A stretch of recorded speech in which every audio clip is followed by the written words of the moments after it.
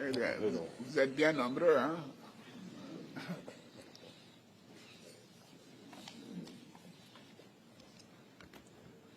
Monsieur le Président, chers frères, je suis heureux de vous accueillir en Côte d'Ivoire, à Abidjan, à l'occasion de la visite de travail et d'amitié que vous effectuez dans notre pays.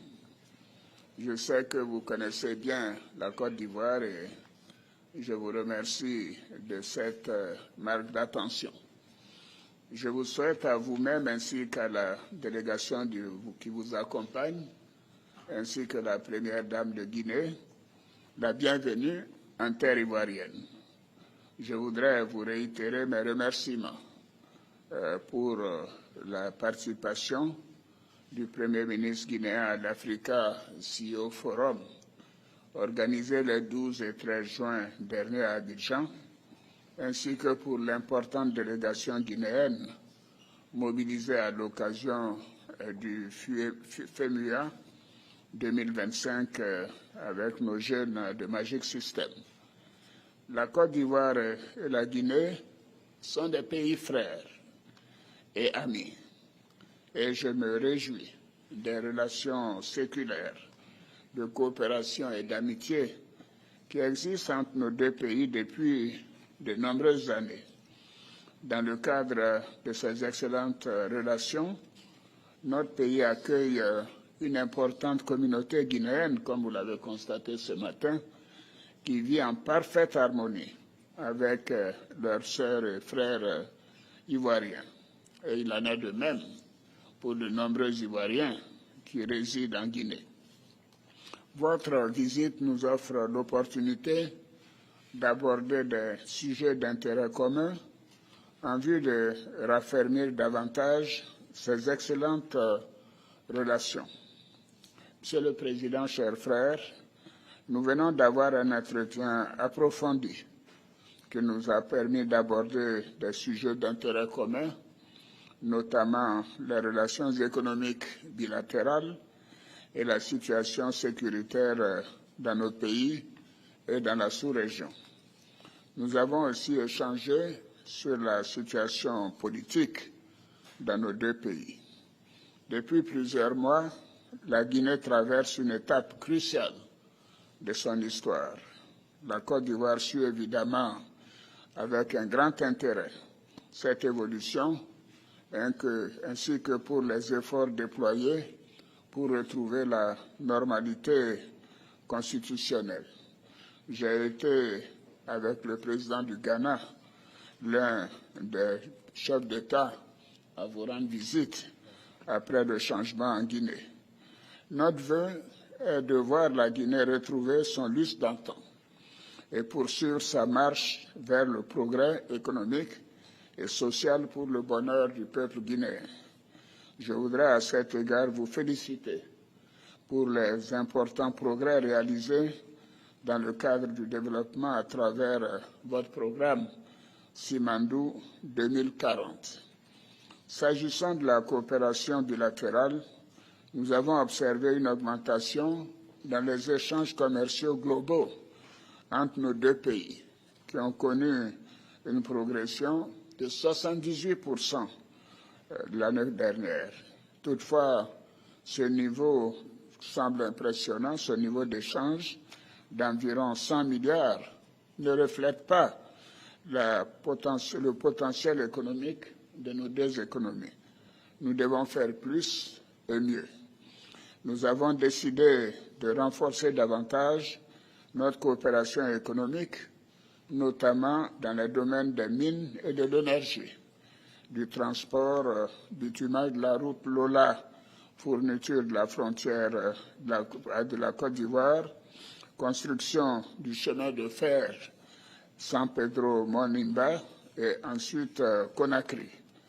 Nous avons aussi convenu d'organiser dans les plus brefs délais la 3e session de la grande commission mixte de coopération ivoiro-guinéenne et d'accélérer les travaux de délimitation et de matérialisation de la frontière ivoiro-guinéenne. Monsieur le Président, je voudrais aborder bien sûr la situation de la sous-région. Nous avons aussi échangé sur cette situation préoccupante dans notre sous-région, notamment la situation sécuritaire, politique et humanitaire dans les pays du Sahel et les menaces que ceci pose pour les pays côtiers.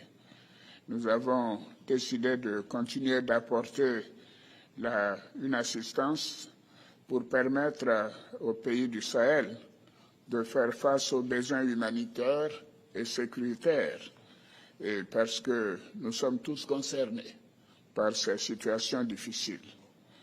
Enfin, s'agissant de l'Union du fleuve River-Mano, à laquelle nos deux pays sont membres, nous avons souligné l'importance de reprendre les réunions ministérielles en vue de préparer un sommet dans les prochains mois sur les questions d'intégration économique et de veille sécuritaire et environnementale. Je pense que si les pays concernés arrivaient à développer le commerce et les échanges entre eux, cela serait un premier noyau d'intégration utile. Monsieur le Président, pour terminer, je voudrais vous réitérer mes remerciements pour la qualité de nos échanges. Je forme des vœux pour le bon déroulement du processus engagé en Guinée et vous réaffirme la disponibilité de la Côte d'Ivoire à œuvrer au renforcement des relations historiques d'amitié, de fraternité et de coopération entre nos deux pays, et aussi je reste disponible pour tout conseil que vous souhaiteriez que nous puissions vous apporter. Je souhaite bien évidemment l'apaisement en Guinée pour permettre des élections apaisées comme nous avons l'intention de le faire en Côte d'Ivoire. Je vous remercie, Monsieur le Président, et je suis sûr que ces élections seront pour le bénéfice mutuel de nos peuples guinéens et ivoiriens. Bon séjour en Côte d'Ivoire, Monsieur le Président. Merci beaucoup.